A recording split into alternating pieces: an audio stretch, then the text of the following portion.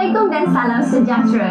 Selamat datang ke Revolusi AI, sebuah rancangan yang akan membawa anda meneroka bagaimana AI atau kecerdasan buatan ini mengubah landscape industri dan kehidupan seharian di Malaysia. Setiap episod kita akan menyaksikan sendiri bagaimana teknologi pintar ini membantu kita bergerak ke masa depan. Serangan cyber bukan lagi cerita filem. Penggodam tidak perlu mengguna pintu belakang. Hanya dengan satu klik sahaja, maklumat peribadi kita boleh di-hijack. Bahaya kan? Mujur, dengan teknologi daripada AI ini, serangan boleh dikesan lebih awal. Nak tahu lebih lanjut? Jom bersama-sama dengan saya, Revolusi AI, Transformasi Teknologi dan Digital.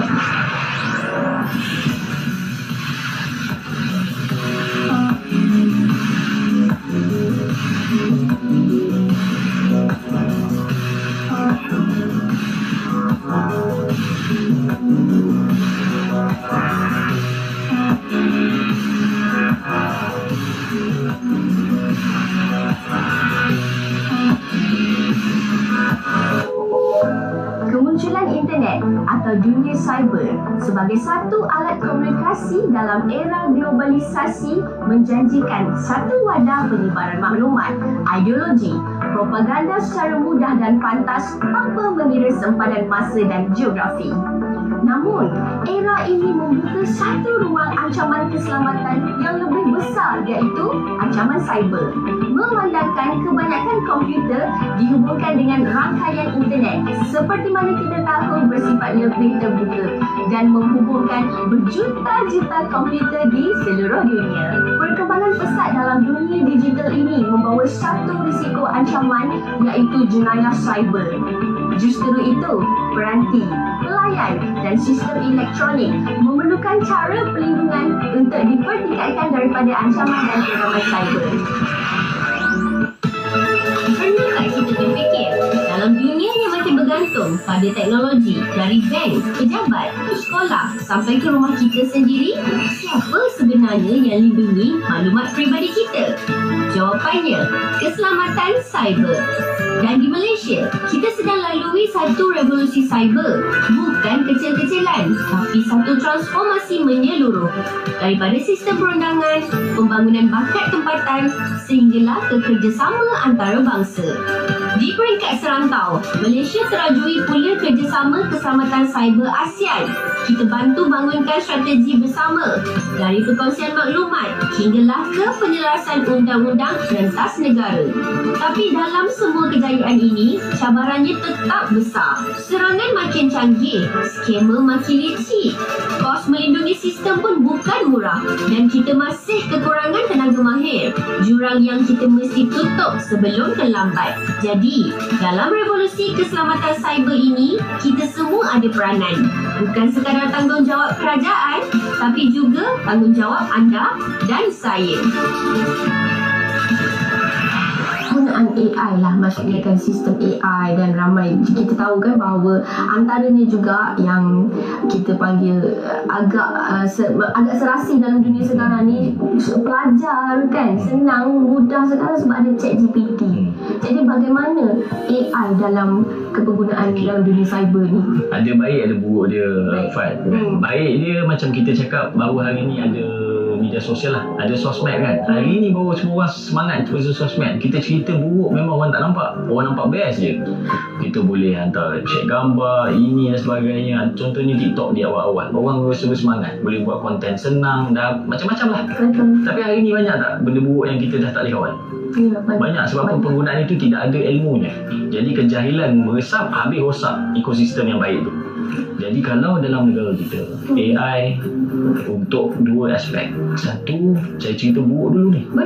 Yang buruknya adalah AI mengancam keselamatan, bukan hanya keselamatan cyber, bahkan keselamatan diri kita fizikali.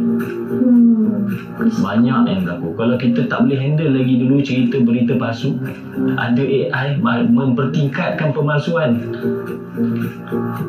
konten, kandungan. Hari ni suara boleh ditiru. Betul. Kan, muka boleh ditukar, nampak persis. video kini boleh dicipta tanpa pemilik sebenar. Anonymity itu semakin berleluasa. Maksudnya kalau dulu fake account, hari ni fake people in the cyberspace. Maksudnya orang tu tak wujud pun. Dicipta dalam contohnya platform AI tertentu. Kan? Ada yang menggunakan aplikasi pintar smartphone, ada yang menggunakan software di dalam komputer. Jadi banyak Dan yang kedua, dari aspek keselamatan. Maknanya bagaimana AI itu juga yang baik itu mampu membantu. Saya yakin kelompok pembangun keselamatan cyber negara kita ni tempatan sudah mula mempergunakan teknologi itu untuk menyelia soal serangan cyber sebagai contoh. Hacker-hackers yang menyerang sistem kritikal negara kita ni, jadi serangannya itu jutaan saban hari, bukannya per tahun, jutaan setiap hari, setiap setiap masa. Serangan itu juga di AI kan. Jadi pertahanan pun di AI kan. Jadi hari ni keselamatan cyber tu dah masuk fasa AI, lawan AI. Itu di peringkat mereka yang bekerja dalam profession itu. Tapi dalam konteks pengguna, kita kena tengok balik tahapan literasi digital kita. Adakah kita benar-benar faham cara guna teknologi secara bijak dan beretika? Inilah pentingnya dua perkara, etika digital dan literasi digital. Etika digital bermaksud beradab dalam dunia maya. Macam mana kita layan orang lain di media sosial, macam mana kita kongsi maklumat, dan macam mana kita hormat hak orang lain. Tak fitnah, tak bully cyber, tak kongsi gambar orang tanpa izin. Itu semua asas etika. Manakala literasi digital pula ialah kebijaksanaan guna teknologi. Bukan sekadar tahu guna telefon atau buka aplikasi, tapi tahu tapis maklumat palsu, tahu jaga keselamatan data peribadi, tahu bila patut kongsi dan bila patut diam. AI ni dia bukan satu aplikasi. Dia bukan tentang satu brand. AI ni adalah tunjang teknologi. Kalau kita cakap dulu tak ada ilmu tentang penggunaan internet, kecelaruan 1001. Paksa kerajaan buat penguatkuasa baru, buat akta baru. Hari ni AI. Kita nampak memang kerajaan buat NAIO sebagai National AI Office. Kemudian ada Kementerian Digital untuk yang menyelia soal ini. Ada Cyber Security Malaysia yang mempertingkatkan dasar kerjanya. Ada Agensi Keselamatan Cyber Negara yang kini sudah pun memiliki akta sendiri. Akan tetapi kelompongan internet tidak ada pendidikannya. Sekarang AI pula sudah pasti belum ada pendidikannya. Jadi kalau apa saja teknologi yang tidak diserapkan pendidikan di peringkat pengguna, dalam keadaan di-encourage, digesa ataupun diimarahkan supaya menggunakan AI tanpa ilmu yang sebenar, kekhawatiran saya adalah kerosakan yang nyata. Apa kerosakan yang nyata? Kita tengok tadi, Pak sebut tentang deepfake. Dah ada kandungan yang membogelkan orang lain. Konten yang membogelkan orang lain, orang tu tak bogel pun tapi dibogelkan. Benar.